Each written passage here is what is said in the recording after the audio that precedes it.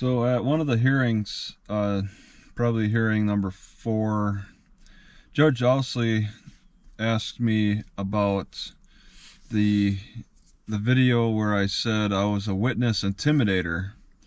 How else would he know about this video if the cops hadn't presented that to him? Because I doubt that he's watching my YouTube channel.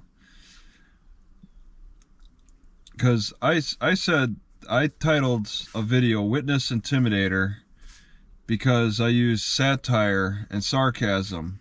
And then he just turns around and says, well, not everybody gets that. I think he's talking on behalf of other people. And I think other people presented that video to him. I don't think he discovered it on his own. I think that he was bringing that up on behalf of other people. And I think that how other people brought that up was through an arrest warrant. Because they got a confession, right? I made a confession on video about being a witness intimidator, especially because it's in the title, and titles really reveal so much detail about what's on the video. So they used that. They actually, I think the cops likely presented Judge Owsley with an arrest warrant based on this video that has the title Witness Intimidator. The cops did that, the investigators in particular, possible people watching me, and then they likely brought it to the Prosecutor Benjamin's office. And I mean, prosecutors, they sign off on everything that the cops want to do. So that was a no doubt the prosecutor brought it. And I mean, this is stuff that they bring outside of the courtroom setting. This is all under the table type of activity until they got something signed in writing. Then it's public. And arrest warrants that are written up but not executed, not signed off by the judge. How can we see those? There's search warrants that are executed that were signed off by the judge, and after they're executed, then they're public record. But not every courthouse wants you to see those, and they're public record. But they don't want you to see them. Some courthouses, depending on, I don't know who is more in control of those search warrants. The judges obviously are more in control of the arrest warrants. But you think a warrant overall is going to be controlled by the judge anyway. So they probably control both search warrants and arrest warrants. They're the ones to ask why they want to keep everything secret, or why they want to, or why they're okay with letting things go public, being more transparent about the paperwork and the arguments the cops make. And yeah, just who the judge is that signed it, what they're searching for, and all of that. But what about the arrest warrants that were written up but not signed? So I just have this feeling that Judge Owsley was presented with at least one arrest warrant on me, another one, because it's no secret that they'll arrest you more than once for the same crime. I was arrested twice in Williston, North Dakota for the same incident. It was resisting an officer, and then something like disorderly conduct about a week later, 2 weeks later, right in the courtroom. They waited till I made my appointment for an arraignment to plead not guilty or whatever, or meet with the prosecutor and try to plead a deal. And then right afterward they arrested me. That was a surprise I did not expect. And it's just amazing, you know, that's what got me checking every day at the police station to see if I had an arrest warrant for that day. That's a position they put you in when they're especially when they're really scrutinizing you. They put you in a position where you have to check with the police department every day. And even then, maybe they could keep it a secret. Maybe they'll lie and say, nope, no arrest warrant, bud. we don't want to arrest you here at the police station. We want to catch you out on the street. Give our patrol officers a little sport. They can go out and catch people on the street. That's a little bit more sporting. So I think it was presented, and I mean it still can, something still can be presented, because they could stretch the law. They do that a lot. And even if it makes them look bad, I don't know what happens. It doesn't seem like anything happens. I don't think any there's no change in protocol in Williston, North Dakota.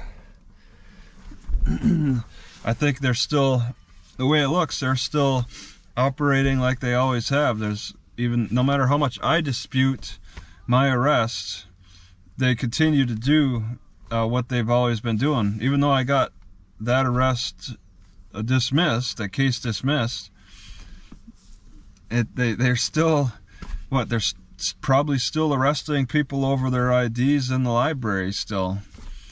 And nothing's changed. The cities have this attitude like they're the last to get that bite of the apple. If you're in there, if you're caught in their jurisdiction in the city, then they got you, and they can keep you coming back to the city with the bond. I have a $1,500 bond still active for Natchitoches, so that's still there. So they could bring me back into their jurisdiction, so then they could charge me with whatever crime. And witness intimidation's a felony, so that might be cross-state. And since it's more serious, I guess they could pull me from Minnesota. Any state could pick me up on a felony, but if it's a misdemeanor, then only in Louisiana. And if it's only a parking ticket, then only in the city. Although, I mean, with the way they're making these jurisdictions sound, that the city judge has a jurisdiction that covers only the city, only the blue area, and they're practicing criminal trials. They're sitting over criminal trials that are statewide for statewide crimes. Failure to ID, that's like a statewide. That's not just a city crime. That's not exclusively for Natchitoches. That's a state crime. Yet each city judge enforces that. They enforce it in their own way, but this is probably pretty standard across all cities. They'll be hard on the victim over that. And I mean, who's the victim? The victim is the person being arrested over their ID. The witnesses to the victim, well, the witnesses are supposed to be testifying against you. That's how the prosecution wants to present them, as somebody who's testifying against you. But because it's such a non-crime, it's more of a neutral testifying. It's not really testifying to any crime on my behalf or against me, and they're not really testifying to exonerate me. It's just testifying. And why not bring in speculation and dreams and imagination? It's what the city court judge has chosen as a way to make it look like there's something important going on, talking about our dreams and our concerns with the world the way it is today and all this. I didn't do a good enough job questioning that. But yeah, either way, it's really interesting how these cops operate under behind closed doors, between the cracks and the floorboards, just in the basements. How it's underground. They're underground operators, and they draft a lot of stuff, a lot of paperwork. A lot of paperwork gets lost, and they revise it, rewrite it. Just plain don't use it if it doesn't make them look good. And you never find out what that paperwork is, what's going on. They're supposed to reveal everything, and I could just see Prosecutor Benjamin with a pile of paperwork and videos and pictures and all kinds of crazy evidence, drugs, in a closet somewhere in his DA office. I could just see him just holding on to all this evidence, withholding it, and just never bringing it to light. Taking it to his house and hiding it, stashing it, maybe burning it, finding ways to dump evidence. He's the evidence manipulator, but how do we know? How will we know? Because a lot of this stuff is under wraps. It's in the dark. It's conducted only between the privileged people who are supposed to be the only ones allowed to play with this evidence. So they look like they're gonna park right behind me. Yep, they're parking right behind me. What's going on here?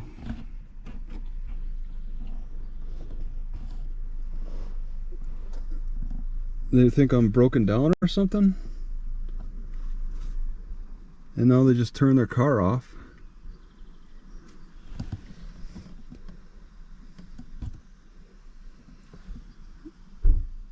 Can that be seen? I can't even see.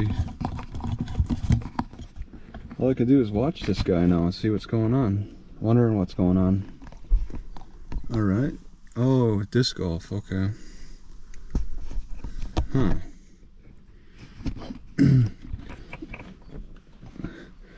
Alright, well that's all I gotta say about my situation, so I'll stop here.